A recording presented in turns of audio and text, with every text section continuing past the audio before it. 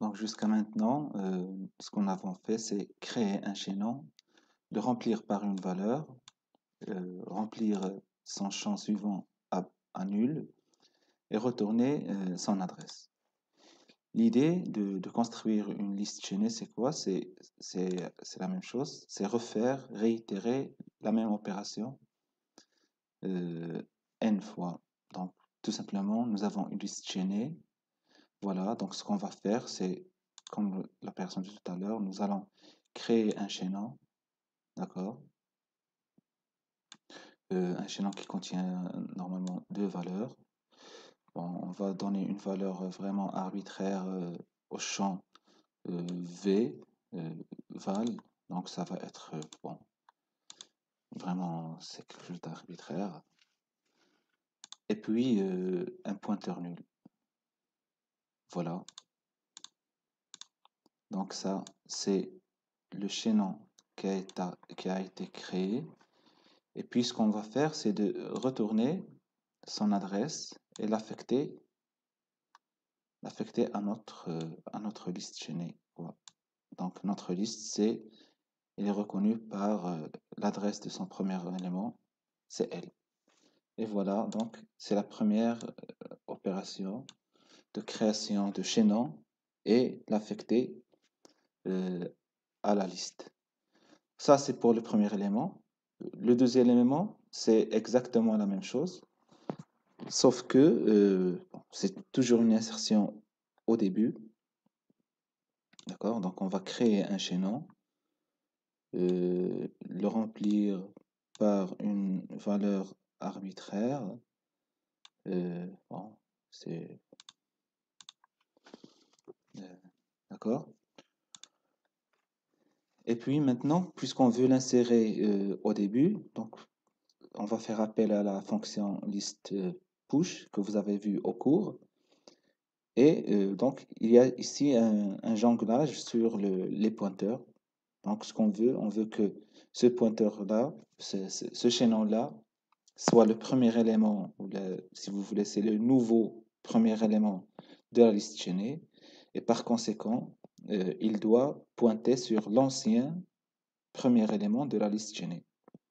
Et donc, ce qu'il faut faire, c'est juste de pointer le, le champ réservé au pointeur, c'est de le pointer sur l'ancien premier élément. Et c'est ce qu'on va faire. Donc, voilà.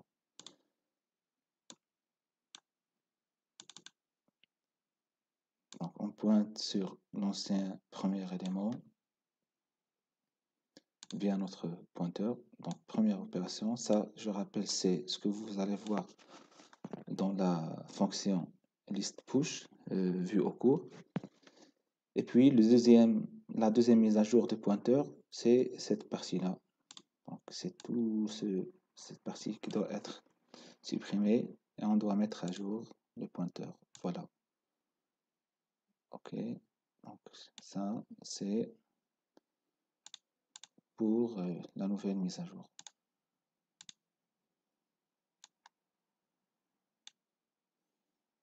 Et donc, le nouveau premier élément, c'est ça.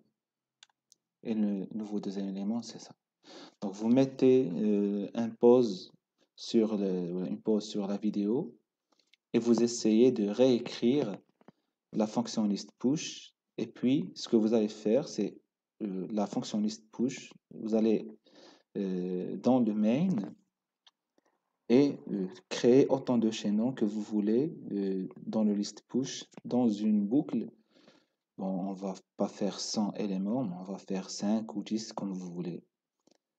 La création de list push, la valeur qui va être donnée au chaînon créé va être tout simplement un rand comme vous l'avez dans l'énoncé de votre voilà, une fonction rand pour générer bon, un élément entre 0 et 100.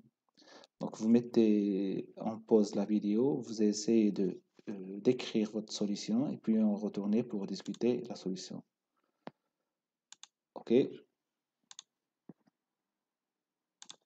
Voilà, donc après la pause, on va commencer par écrire la fonction qui a été proposée par votre professeur, c'est la fonction d'insertion list push. Donc, on a besoin d'abord l'adresse de la liste à laquelle nous voulons insérer le chaînon. Et puis, en deuxième lieu, nous avons besoin de l'adresse du chaînon que nous voulons insérer. On va l'appeler ici lm. Donc, en fin de compte, cette fonction doit retourner la nouvelle adresse, voilà, du premier élément de la liste. Donc, ici, je rappelle qu'on suppose que le chaînon, il est déjà créé, d'accord? Donc, ici, cette fonction ne met que le jonglage ici de la mise à jour des pointeurs que nous avons fait dans cette figure-là.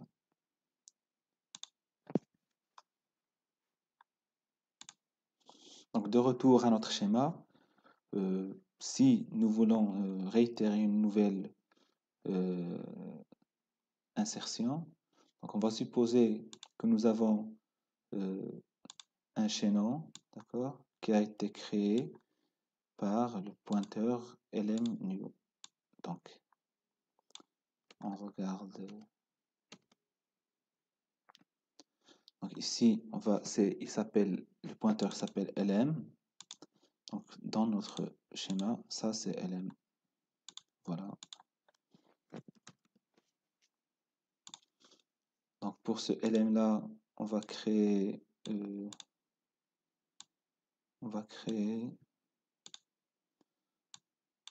un chaînon ou ce qu'on appelle aussi un maillon, d'accord? On va l'initialiser par un entier aléatoire. Et puis, ce qu'il faut faire, c'est ce qu'on veut insérer cet élément-là dans cette liste-là. Ce qu'on va faire, c'est lm, donc le suivant de lm doit pointer sur l'ancien première tête, le premier élément de la liste. C'est ce qu'on va faire. Pointeur suivant de lm va pointer sur l'ancien premier élément. D'accord?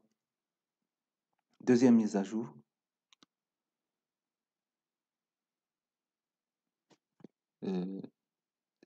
La deuxième mise à jour, c'est la mise à jour de la liste, de la tête de la liste.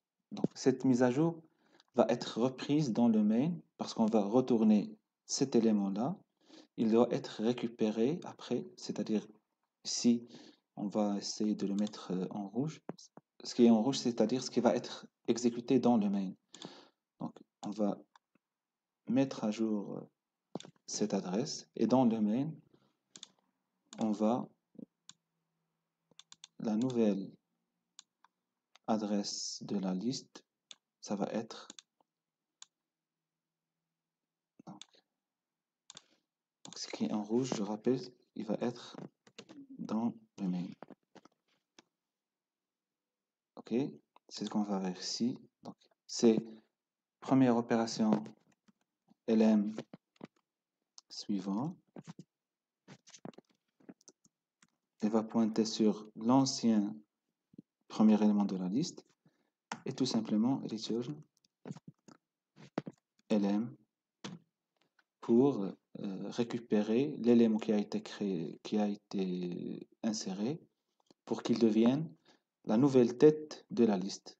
Et dans le main, nous allons voir dans la prochaine vidéo, dans le main, comment cette adresse-là va être affectée à la nouvelle tête de la liste. Voilà